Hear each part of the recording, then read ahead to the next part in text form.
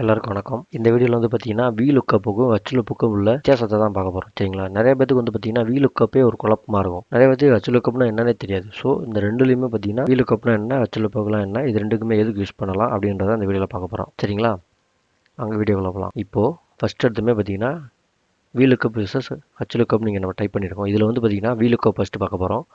அதுக்கடுத்து HLookup பார்க்க போகிறோம். சரிங்களா? அப்போ தான் உங்களுக்கு VLookup-க்கும் HLookup-க்கும் உள்ள வித்தியாசம் தெரியும். ஃபஸ்ட் எடுத்தோடனே வந்து பார்த்தீங்கன்னா இங்கே வந்து நம்ம ஒரு ஸ்டூடெண்ட் டேட்டா வந்து டைப் பண்ணி வச்சுருக்கோம்.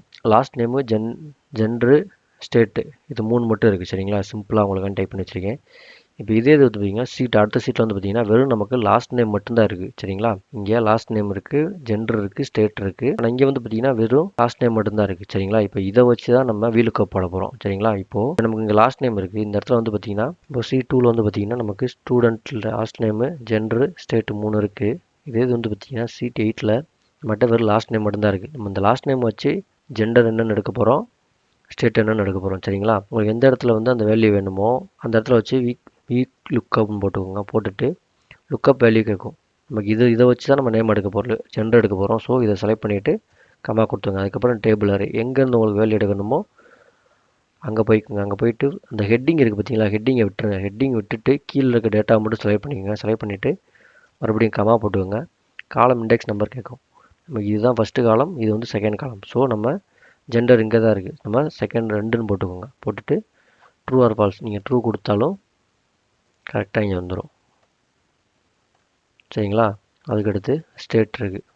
ஸோ ஸ்டேட்டுக்கு அதே மாதிரி தான் ஸ்டேட்டுன்னு டைப் பண்ணிக்கிறோம். டைப் பண்ணிவிட்டு இப்போ இங்கே ஸ்டேட் இங்கே எடுத்துகிட்டு வரணும் அப்படின்னா VLookup போட்டுக்கோங்க. போட்டுட்டு லுக்கப் வேல்யூ இதை வச்சு தான் நம்ம எடுக்க போகிறோம். ஸோ இந்த நேமை செலக்ட் பண்ணிக்கோங்க. கமா டேபிள் எந்த டேபிளோ அந்த டேபிளை செலக்ட் பண்ணிக்கோங்க. டேபிளுக்கு ஹெட்ரை விட்டுருங்க. ஹெட்ரை விட்டு கீழே இருக்க வேல்யூ மட்டும் செலக்ட் பண்ணிக்கோங்க. செலக்ட் பண்ணிவிட்டு மறுபடியும் கமா போட்டுக்கோங்க. இப்போ வந்து எத்தனாவதாக இருக்குன்னு பாருங்கள்.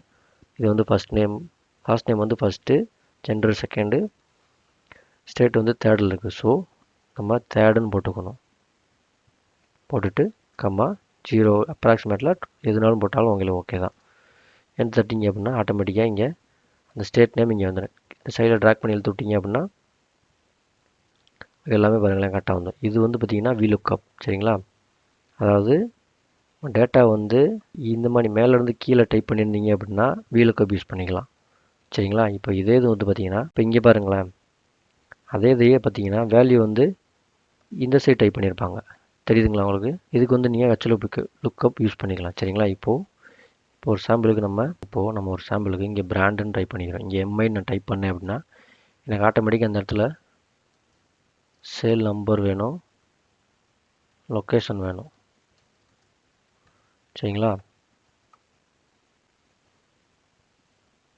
கீழே வந்து பார்த்தீங்கன்னா எம்ஐ நம்ம HLookup வந்து பார்த்தீங்கன்னா இந்த சைடு வந்து பாருங்கள் வேல்யூ வந்து இந்த சைட் டைப் பண்ணியிருப்பாங்க.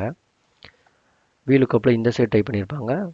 HLookup வந்து இங்கிட்டு டைப் பண்ணியிருப்பாங்க. ஸோ இப்போ நம்ம HLookup வந்து இப்போ எனக்கு நம்ம இங்கே எம்ஐன்னு போட்ட உடனே எனக்கு சேல் நம்பர் வேணும், லொக்கேஷன் வேணும் அப்படின்னு நினச்சிங்க அப்படின்னா உங்களுக்கு எந்த இடத்துல வேல்யூ வேணுமோ அந்த இடத்துல வந்து HLookupன்னு போட்டுக்கோங்க. போட்டுட்டு லுக்கப் வேல்யூ நம்ம எம்ஐன்றதை வச்சு தான் எடுக்க போகிறோம். ஸோ கமா போட்டுக்கலாம். கமா போட்டு டேபிள் அரே இதுதான் நமக்கு டேபிள் அரே. ஸோ இதை செலக்ட் பண்ணிக்கலாம். செலக்ட் பண்ணிவிட்டு அதுக்கடுத்து ரோ இண்டெக்ஸ் நம்பர், சேல் நம்பர்ன்றது இங்கே எத்தனாவது லொக்கேஷனில் இருக்குன்னு பாருங்கள். 1 2 3. ஸோ 3ன்னு கிளிக் பண்ணுங்கள். போட்டு ட்ரூ ஆர் ஃபால்ஸ் கேட்கும், நம்ம ட்ரூவே கொடுத்துக்கலாம். கொடுத்த உடனே ஜஸ்ட் என்ட்ரு தட்டினீங்க அப்படின்னா ஆட்டோமேட்டிக்காக வருங்க சேல் நம்பர் ஆட்டோமேட்டிக்காக இங்கே வந்துடும். சரிங்களா? அதே மாதிரி லொக்கேஷன் அதே HLookup போட்டுக்கோங்க. லொக்கப் போட்டுட்டு ஃபஸ்ட் எடுத்து வேல்யூ செலக்ட் பண்ணிக்கோங்க. அதுக்கடுத்து டேபிள் அரே ஃபுல்லாக செலக்ட் பண்ணிக்கோங்க. போட்டு செலக்ட் பண்ணிவிட்டு ரோ இண்டெக்ஸ் நம்பர் எத்தனாவதாக இருக்குதுன்னு பாருங்கள். ஃபஸ்ட்டு செகண்டு நம்ம லொக்கேஷன் வந்து 2வது இடத்துல இருக்குது. ஸோ 2வதுன்னு போட்டு கம்மா போட்டு என்ட்ரு தட்டினீங்க அப்படின்னா ஆட்டோமேட்டிக்காக லொக்கேஷன் இங்கே வந்துடும். இப்போ இதே இடத்துல வந்து பார்த்தீங்கன்னா இப்போ நம்ம ஓப்பன் டைப் பண்ண அப்படின்னா கரெக்டாக ஓப்போவில் என்ன இருக்கோ அது வந்துடும். அதே மாதிரி ஆப்பிள் என்ன டைப் பண்ணிங்க அப்படின்னா கரெக்டாக ஆப்பிள்னு வந்துடும். சரிங்களா? இதுதான் வந்து பார்த்தீங்கன்னா VLookup-க்கும் HLookup-க்கும் உள்ள வித்தியாசம். சரிங்களா? வீடியோ பிடிச்சிருந்துச்சுன்னா லைக் பண்ணிடுங்க. அதே மாதிரி மறக்காமல் தெரியாத ஆளுக்கு ஷேர் பண்ணி விட்ருங்க. நன்றி, வணக்கம்.